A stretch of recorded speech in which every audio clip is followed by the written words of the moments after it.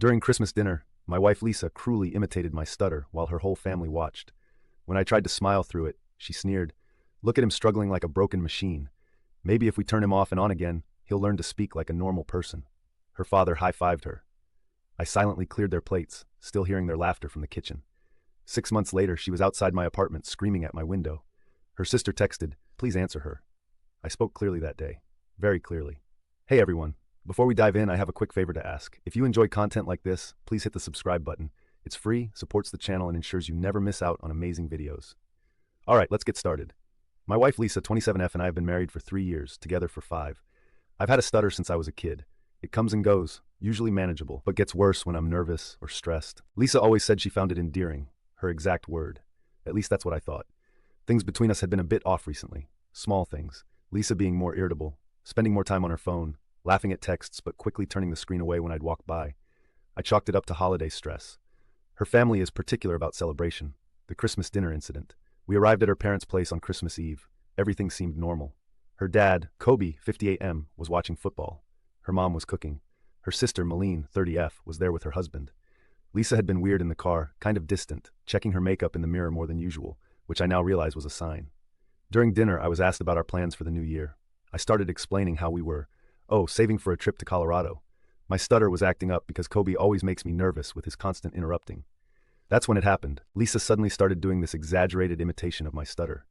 Not just a quick jab, but a full-on performance. We're good going to see Cook in the spring, complete with facial contortions I've never even made. Everyone at the table froze for a second. Then her dad burst out laughing. I tried to smile through it. What else could I do? We were sitting at her family's dinner table. I figured it was just a tasteless joke that crossed a line, and I'd talk to her about it later. But then she looked at me and sneered, an actual sneer. "Look at him struggling like a broken machine. Maybe if we turn him off and on again, he'll learn to speak like a normal person." Her dad literally high-fived her. Her mom looked uncomfortable, but said nothing. Her sister Malene stared at her plate. I quietly excused myself and started clearing plates. As I stood in the kitchen scraping leftovers into the trash, I could hear them still laughing in the dining room. Kobe was saying something about how I can't even stand up for myself, and Lisa responding, "I know, right?" The drive home was silent. She was on her phone the whole time, smirking at whatever she was reading. When I finally confronted her at home, she just rolled her eyes. "It was just a joke. God, you're so sensitive. This is why people find it hard to be around you." That night I couldn't sleep. I kept replaying those moments over and over. I realized this probably wasn't the first time she'd mocked me, just the first time she'd done it to my face. What I discovered after. The next morning, while Lisa was in the shower, her phone kept buzzing. A notification popped up from her friend. That video of him stuttering at dinner was hilarious. Your dad's reaction killed me. My stomach dropped. She had recorded it, posted it for her friends to laugh at. When she came out, I asked her about it, keeping my cool somehow. She shrugged and said, "It's just on my private story. Chill out," like that made it better. I did some digging over the next few days, checked our shared cloud account where our phone backups go.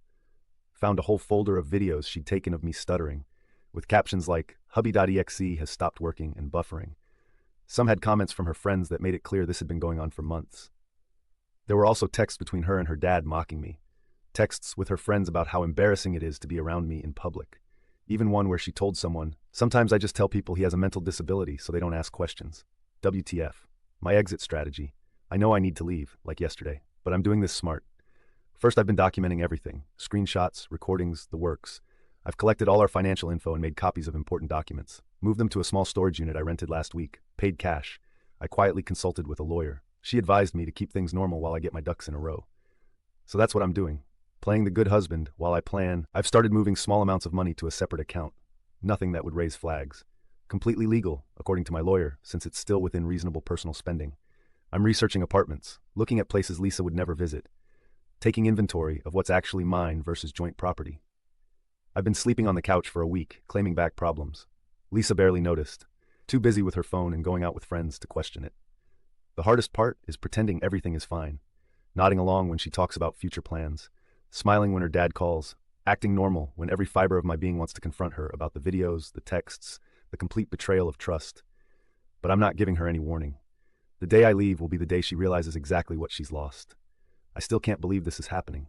5 years together, and I never saw this side of her until now. Or maybe I just didn't want to see it. All those times she'd get frustrated when I stuttered in public. All those sudden headaches when we were supposed to meet friends. Her constant need to answer questions for me in social situations. It wasn't protection, it was embarrassment. Tomorrow I'm meeting the lawyer. The lease on our apartment is in both our names, but it's up for renewal next month anyway. My plan is to be gone before then. I found a decent place closer to where I work, and the landlord seems cool. I can move in next week if I want to pull the trigger. I keep thinking about that Christmas dinner. Her laugh, her dad's high five, the way she looked at me like I was defective. It plays on repeat in my head. But here's the thing, my stutter doesn't define me. And soon, neither will she. We'll update when there's more to share.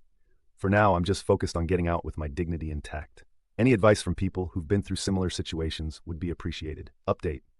First of all, thank you to everyone who commented on my previous post. I read every single message, even if I couldn't respond to all of them. Your support helped me stay focused during what has been the most surreal month of my life. So many of you asked for an update, and boy, do I have one. Quick recap. Wife Lisa, 27F, cruelly mocked my stutter at Christmas dinner in front of her family. Discovered she'd been recording me stuttering for months to share with friends. I started planning my exit strategy. What I didn't mention in my first post for privacy reasons was something that turns out to be pretty relevant. I work in the IT department at the same company where Lisa recently got promoted to account manager. Not on the same floor, not even in the same building most days, but technically the same employer. Small world, right? Except, it's not a coincidence. We met at a company happy hour 5 years ago. The plan comes together. Remember I mentioned finding a new apartment? I signed the lease 3 weeks ago. It's nothing fancy, 1 bedroom, older building, but it's mine. The security deposit wiped out some savings, but worth every penny. I've been slowly moving essential items there when Lisa wasn't home. Clothes, electronics, important documents, family photos. My lawyer advised documenting everything about our finances before making any big moves. So I've been taking screenshots of our joint accounts, credit card statements, etc. Turns out Lisa has been spending way more than I realized. On designer stuff she hides in the back of her closet, tags still on. Found receipts for 4 handbags at over $800 each, bought in the last 2 months alone from our joint account. While gathering this info, I discovered something else. Lisa had been expensing personal dinners as client meetings at work. How did I find this? She used our joint credit card for girls' nights, but submitted the same receipts to her company as business expenses. Double dipping, not once or twice, at least 18 times in the past year. This is where things get interesting, the work connection. At my company, IT handles the expense report software, specifically my team. More specifically, main part of my job involves system maintenance and occasionally helping the accounting department with technical issues related to these reports. I didn't go looking for this info, it literally came across my desk. Lisa had submitted a request to have some of her expense reports unlocked for editing. Standard procedure requires verification before approval. I recused myself from handling her specific request, ethics, but mentioned to my team lead that I had concerns about potential expense report irregularities. Not as her husband, but as an employee following company protocol. I wasn't even sure anything would come of it. My team lead passed it to accounting. Accounting did a routine audit, and well, they found a pattern, the business trip opportunity. Last week, Lisa mentioned she had a 3-day business trip coming up. Some regional meeting, 4 hours away. She seemed excited. Mentioned it was a chance to network with upper management and make an impression. She packed her nicest outfits. Left early Thursday morning. As soon as her location sharing showed she was halfway there, I executed the final phase of my plan. Rented a small moving truck. Had 3 friends help move my remaining furniture. Left behind anything we bought together. Couch, dining table, TV. Cleaned out my closet, bathroom items, gaming setup. Changed my direct deposit information for my paychecks. Transferred exactly half the money from our joint accounts to my new personal account. Left her grandmother's ring, she never wore it, on the kitchen counter. Took the cat, she's technically mine from before we met, and Lisa never liked her anyway. By Thursday night, it was like I had never lived there. I even patched the nail holes in the walls where my posters had been. The financial aftermath, the timing couldn't have been more perfect or worse, from her perspective. While she was away, 3 things happened. The first round of accounting's investigation into her expense reports concluded. Our landlord sent the lease renewal notice requiring both signatures, and my lawyer finalized the divorce paperwork. I didn't plan for all these to converge at once. Sometimes the universe just has impeccable timing. My lawyer advised me to leave a brief note explaining that I was filing for divorce and that she would be served the papers formally. No emotional language, no accusations, just facts. My note, Lisa, I have moved out and am filing for divorce. Please direct any communications through my lawyer, whose information is attached. I have transferred 50% of our joint funds to my separate account and left all jointly purchased household items. Warren, I also sent an email to our landlord explaining I would not be renewing the lease, copying Lisa so she wouldn't be blindsided by that at least. The fallout. Lisa returned from her trip Sunday evening. I know this because my phone exploded with notifications. Text from Lisa 7:43 p.m. Where the f*** are you? Where's all your stuff? Text from Lisa 7 p.m. Are you serious right now? You just leave while I'm gone? Real mature. Text from Lisa 8:02 p.m. You took money from our account. My dad says that's illegal. Text from Lisa 8:16 p.m. Answer your phone, Warren. This isn't funny. There were 19 missed calls. I didn't answer any of them. Around 10 p.m., her sister Malene texted, "Warren, Lisa is really upset. I know my sister can be difficult, but isn't this a bit extreme? Can you at least talk to her?" I responded, "Malene, I appreciate your concern, but this is between Lisa and me. Please respect my decision." Monday morning, Lisa was called into a meeting with HR and her boss. I didn't know this was happening. I was busy at my new place setting up my work-from-home station. I only found out because Harper from accounting texted me, "Hey, not sure if I should tell you this, but there's some drama happening with Lisa's department. Something about expense reports. Thought you might want a heads up." I thanked her, but didn't explain. Not my circus, not my monkeys anymore. The divorce papers were delivered to Lisa at work that same afternoon. Again, I didn't plan this timing. The service company chose when to deliver once I gave them her information. But delivering legal papers to someone already having the worst Monday of their career? Oof. The current situation. It's been 3 days. My new place is starting to feel like home. My cat is adjusting well, actually seems happier with more space to run around. I've blocked Lisa on everything except email, which I need for divorce-related communications. From what I've gathered through mutual connections, Lisa got suspended pending further investigation into her expense reports. She's telling everyone I hacked her work account to frame her. I didn't. Her dad is apparently consulting with a lawyer to sue me for everything. She had to explain to her landlord why she might not be able to afford the rent herself. The texts haven't stopped, just changed in tone. Monday night, "I can't believe you would humiliate me like this at work." Tuesday morning, "This is about Christmas, isn't it? It was one joke. Get over yourself." Tuesday afternoon, "My dad says what you did with the money is financial abuse." Wednesday morning, "Please just talk to me, we can work this out." Wednesday night, "I'm sorry about the stutter thing, okay? Is that what you want to hear?" I haven't responded to any of them. My lawyer says I'm in a strong position. The financial split was equitable. I didn't take anything that wasn't clearly mine, and I have documentation of everything, including her mockery videos and the texts with her dad. Does part of me feel bad about how everything aligned to basically nuke her life in a 72-hour period? Maybe a tiny bit. Then I remember her laughing with her dad about my speech, calling me a broken machine, and sharing videos of me struggling to talk. My stutter has actually improved since moving out. The constant anxiety of being secretly recorded is gone. I'm sleeping better, eating better. My therapist says this is common when removing yourself from a toxic environment. Next steps: proceeding with the divorce, continuing therapy, and focusing on rebuilding. I'm not interested in dating anytime soon. Need to work on myself first. I know this was long, but a lot happened. We'll update if anything significant changes. Final update. It's been 6 months since my last update, and I wasn't planning on posting again. Figured the story was pretty much over. I moved out, divorce proceedings started, life slowly getting back to normal. Then yesterday happened. First, thanks for all the support on my previous posts. Reading your comments helped during some really dark moments. Special shout out to the fellow stutterers who shared their stories. Knowing I wasn't alone meant more than you know. Life after Lisa. These past 6 months have been transformative. Is that too cliche? Whatever. It's true. My apartment is fully mine now, decorated how I want. No one complaining about my nerdy Star Wars posters or gaming setup in the living room. My cat Pixel has claimed the sunny spot by the window as her kingdom. The dishwasher's broken, and the upstairs neighbor plays bass at weird hours, but it's home. I've been seeing a speech therapist twice a month, not because I felt I needed to fix my stutter, but to develop better coping mechanisms for stressful situations. She taught me breathing techniques and ways to feel more in control when the words get stuck. It's been helping a lot. Work has been surprisingly good. Got assigned to a new project that lets me work from home 3 days a week. My team lead, Harper, has been awesome. She even invited me to her birthday thing last month. Just drinks at a local bar, but it was nice to expand my social circle beyond Lisa's friends and my friends. The divorce process has been moving forward. Slower than I'd like. The legal system, am I right? But steady. Lisa contested initially, then went quiet for a while. Her lawyer reached out to mine a few times trying to negotiate terms, but nothing major. Last I heard, we were looking at finalizing within the next month or so. Oh, and I started hitting the gym. Nothing dramatic, just 3 times a week. Basic stuff. Down 12 pounds and sleeping better. Amazing what removing constant stress from your life can do. What happened with Lisa?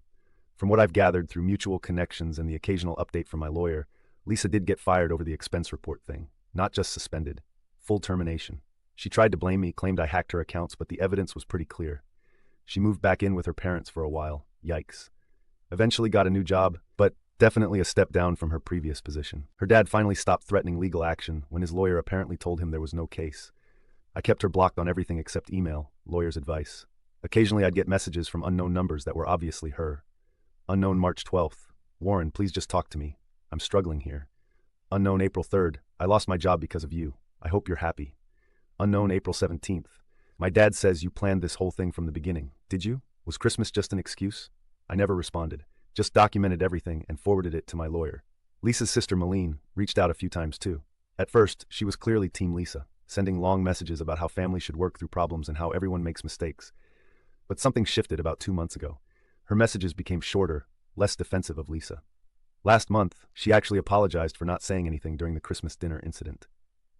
Yesterday, I was having a pretty normal Saturday. Woke up, made coffee, played some Elden Ring while doing laundry. Around 2 in the afternoon, I ordered pizza and settled in for what I thought would be a quiet evening of binging that new sci-fi show everyone's talking about. At 6:18 p.m., I remember checking my phone. Someone started pounding on my door, not knocking, pounding, like the building was on fire.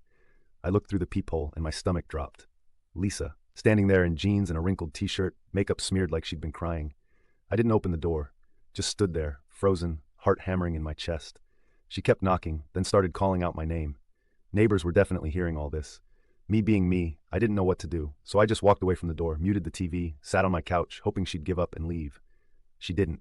The knocking stopped after a few minutes, but then I heard her voice outside my living room window. My apartment is on the second floor, so she must have gone around to the side of the building where my balcony is. She was literally standing on the grassy area below my window, looking up and shouting my name, calling out that she needed to talk to me, that it was important, that she was sorry. I closed the blinds. Then my phone buzzed. Malene, 6:32, Warren. Lisa is having a really bad day. She found out her new boyfriend has been cheating on her and I think she's having some kind of breakdown. Is she at your place? Me, yes. She's shouting outside my window right now. Malene, 6:34 p.m. I'm so sorry. She took off from my apartment an hour ago. I tried to stop her. Please, 35 p.m. Please answer her. Just for a minute. I'm worried about what she might do. Not my problem anymore, Malene. 37 p.m. She's been in therapy. She knows she messed up. Please, Warren. Just 5 minutes. I'm on my way to get her, but I'm at least 20 minutes away. I sat there staring at my phone, Lisa's voice still floating up from outside. The neighbors were definitely getting a show. Finally, I did something I hadn't done in 6 months. I opened the window. The confrontation. Lisa looked up, mascara streaked down her face. For a split second, I felt that old pull, the instinct to comfort her, fix things, make it better. Then I remembered the videos, the laughter, the broken machine comment. She started rambling immediately, how sorry she was, how therapy had helped her realize how cruel she'd been, how losing her job and going through the divorce had humbled her. She said she missed me, that her new relationship had been a disaster, that no one understood her like I did. Then she said something that actually made me laugh out loud. She told me she'd never find someone as patient and kind as me again. Patient. The word choice was interesting, like my main value was tolerating her. And here's the thing that surprised even me. I didn't stutter once as I responded. Not a single time. The words came out clear and deliberate. I told her that I had indeed been patient. Patient while she mocked me behind my back. Patient while she recorded videos of me struggling to speak. Patient while she and her father laughed at me over Christmas dinner. And that my patience had run out. I told her that her apology meant nothing because it only came after she lost everything.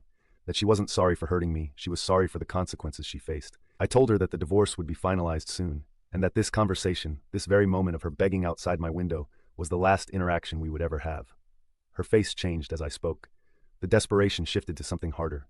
She called me cruel, said I was getting some sick pleasure from seeing her suffer, that I had orchestrated her firing to punish her. That's when I closed the window and drew the blinds again. Malene texted 20 minutes later that she had picked up Lisa and they were gone. She apologized again for the situation. Aftermath. This morning, I woke up feeling lighter. That sounds weird, but it's accurate. Like I finally said what needed to be said, directly and clearly, to her face. My speech therapist has been telling me that my stutter is often triggered by anxiety and feeling judged. Standing there, looking down at the person who had caused me so much pain, I felt neither anxious nor judged, just certain. The divorce will be final in 3 weeks, according to my lawyer's latest email. I'm taking a week off to visit my parents after it's done. First real vacation in 2 years. Life isn't perfect. I still stutter sometimes. My kitchen sink has a leak I can't seem to fix. But I'm moving forward.